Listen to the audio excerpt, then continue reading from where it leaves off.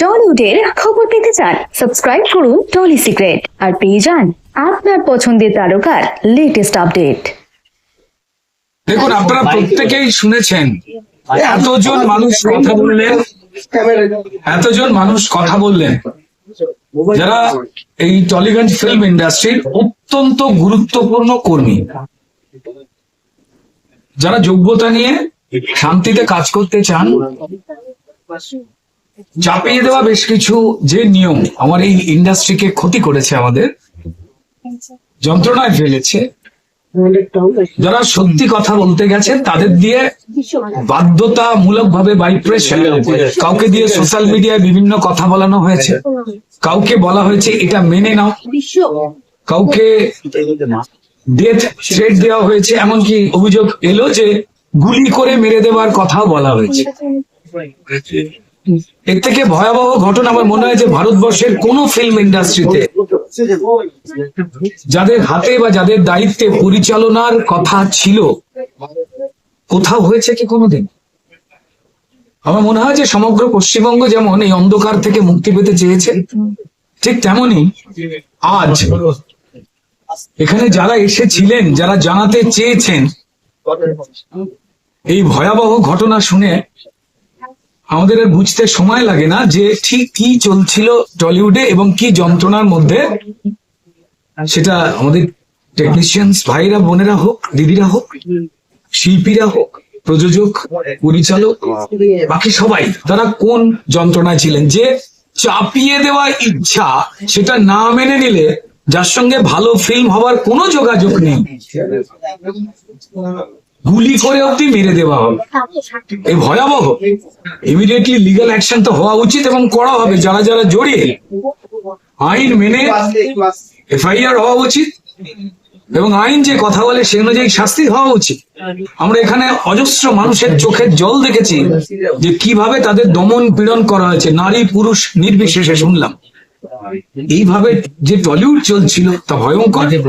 এই বার্তা পরিষ্কার সঠিক জায়গায় পৌঁছে দেব। শুধু এইটুকু জায়গা বলতে পারি যে নতুন এই সরকার এই অরাজকতা, হুমকি, থ্রেট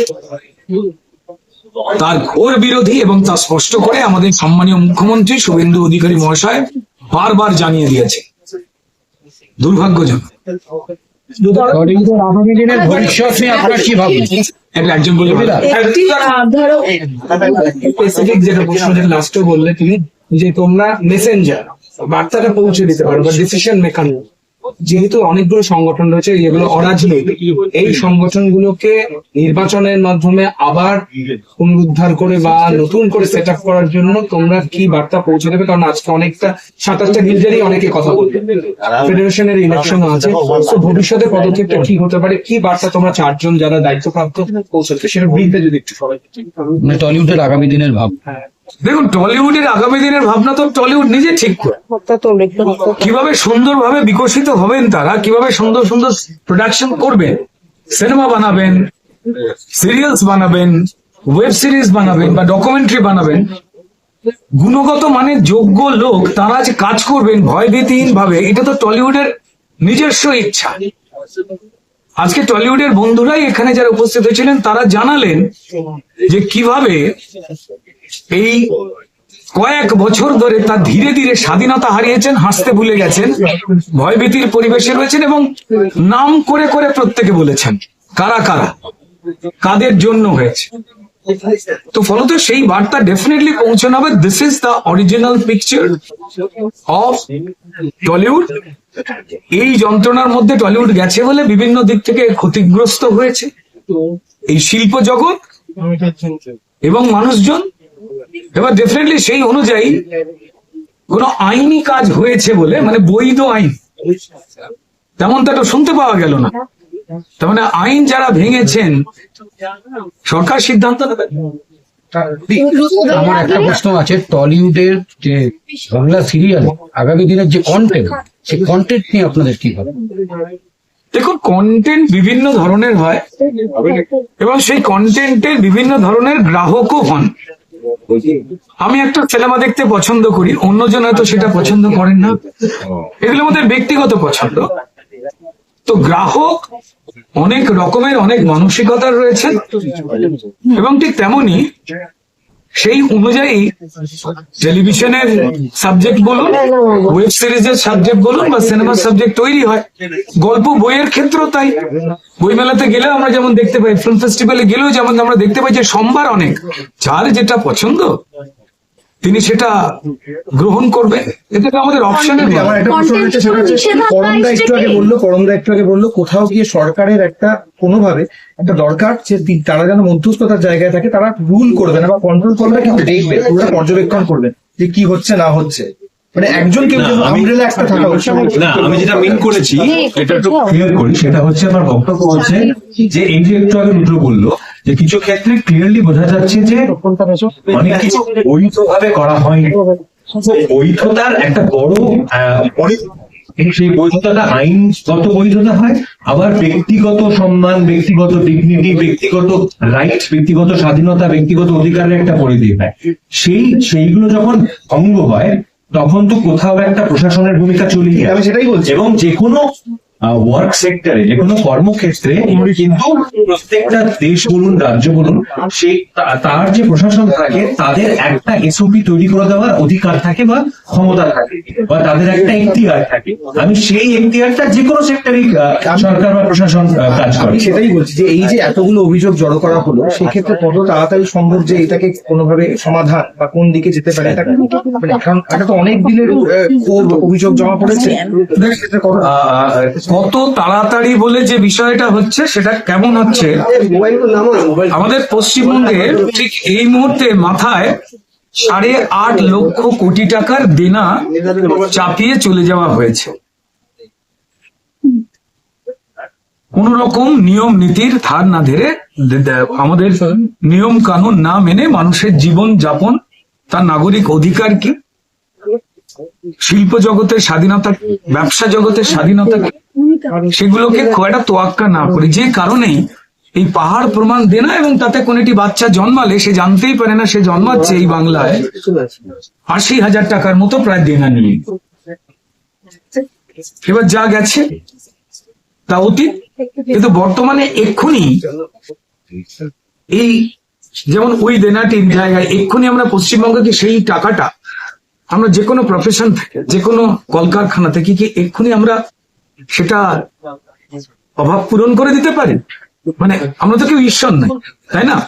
ঠিক তেমনি এখানে যা যা অরাজকতা ধীরে ধীরে তৈরি হয়ে যা স্পষ্ট হয়ে উঠে এলো কি কিভাবে হয়েছে, যারা জানালেন তারা এই ইন্ডাস্ট্রির মানুষ, এবং নতুন সরকার স্পষ্টতেই পরিষ্কার বার্তা দিয়ে দিয়েছে যে এই অরাজকতার যে পরিবেশ, এই যে স্বৈরাচারের পরিবেশ, যেখানে গুলি করে অব্দি মেরে দেওয়া হবে টলিউড ইন্ডাস্ট্রিতে যারা পরিচালনা করতেন তাদের ইচ্ছার সঙ্গে হ্যাঁ হ্যাঁ না মেলালে, পরিচালক হোক, অভিনেতা হোক, প্রযোজক হন, টেকনিশিয়ানস ভাই হন, তাদের মারধর করার কথা আপনারা শুনতে পেলেন।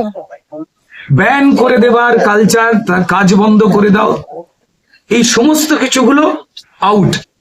এই সময় বর্তমান সরকার যে দৃষ্টিভঙ্গি নিয়ে চলছেন, এবং বারবার আমাদের সম্মানীয় মুখ্যমন্ত্রী কড়াভাবে এবং স্পষ্ট করে বলে দিয়েছেন, এটা তো টলিউড ফিল্ম ইন্ডাস্ট্রি, কিন্তু এটা তো ভারতবর্ষের বাইরে বা পশ্চিমবঙ্গের বাইরের অন্য কোনো একটা দেশের মধ্যে পড়ে না। আমার দেশের যে নিয়ম, যে কানুন, তার মধ্যে থেকেই পুরোটা চলতে হবে। তারপর আমরা যেমন নিজস্ব অফিসের ক্ষেত্রে কিছু নিয়ম করি যে আচ্ছা জুতোটা এখানে খুলবো, জলটা ওখান থেকে খেতে হবে, এইটা আমরা নিজেরা সাজাতে পারি, কেমন?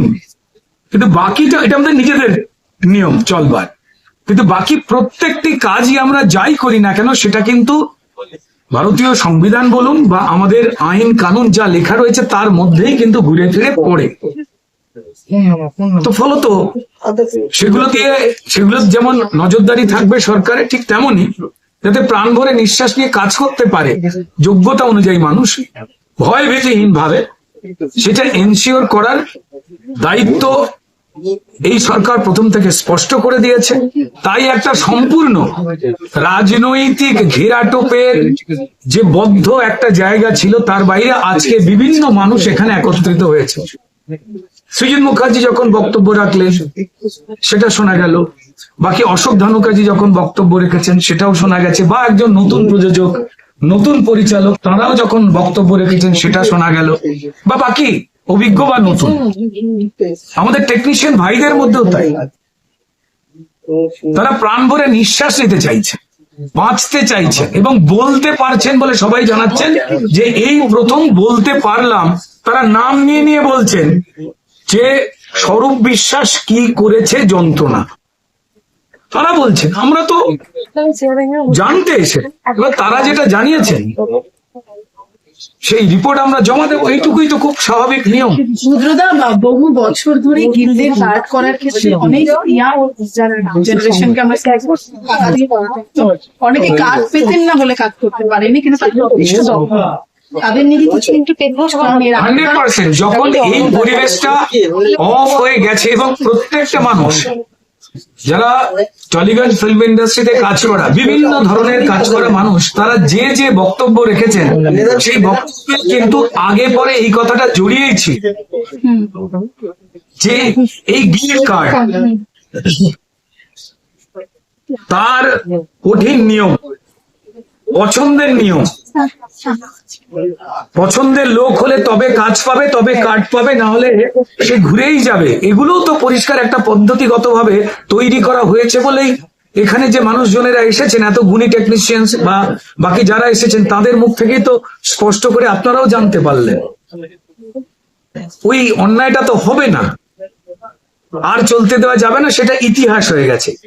বরং আর কি করলে আমরা বেটার জায়গায় যেতে পারি সেই সাজেশন আমাদের টেকনিশিয়ানসরা, আমাদের ডিরেক্টররা, আমাদের প্রযোজকেরা এবং বাকি যারা যারা জড়িয়ে রয়েছেন তারা দেবেন, এবং সেটাই আহরণ করা কাজ এবং সেই বার্তা পৌঁছে দেওয়া হবে। এবং সরকার পরিষ্কার বদ্ধপরিকর যে কোন রকম হুলিগানিজম, স্বৈরাচার চাপিয়ে দেওয়া বা ঠিক যে যে ঘটনাগুলো আগে ঘটতো বলে টেকনিশিয়ানসরা জানালেন, নাম নিয়ে নিয়ে জানালেন, সেগুলো বন্ধ এবং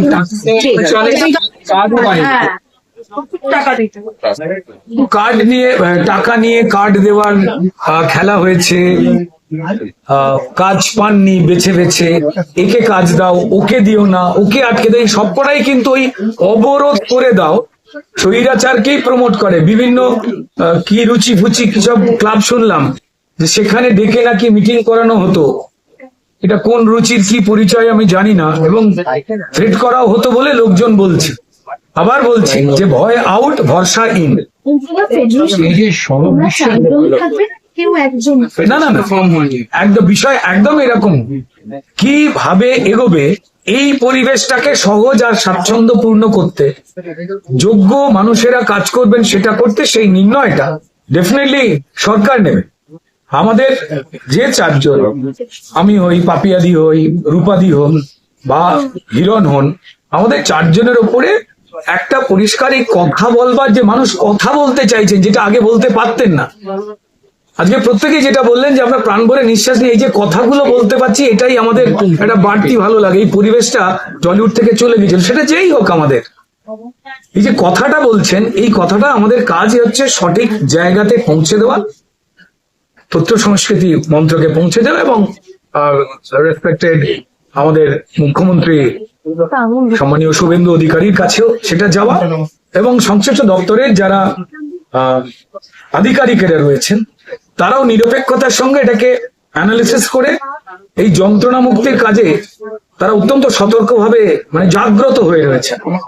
মানে সেটা কোথাও পাপিয়াদি মিটিং করুন, রূপাদি কোথাও মিটিং করুন, বা হিরণের সঙ্গে আরো কয়েকজন বসুন, বা আমার সঙ্গে কেউ কথা বলুন, আমাদের কাজটাই হচ্ছে নির্দেশটা সঠিকভাবে যা জানাচ্ছেন আপনারা পৌঁছে দেওয়া, এবং তার দ্রুত ফলাফল ডেফিনেটলি আপনারা দেখতে পাবেন। এটা তো অবশ্যই। এই যে একজন মেকআপ আর্টিস্ট বলছেন যে তাকে তার জন্য শার্ট না সুতার পাঠানো বলছেন,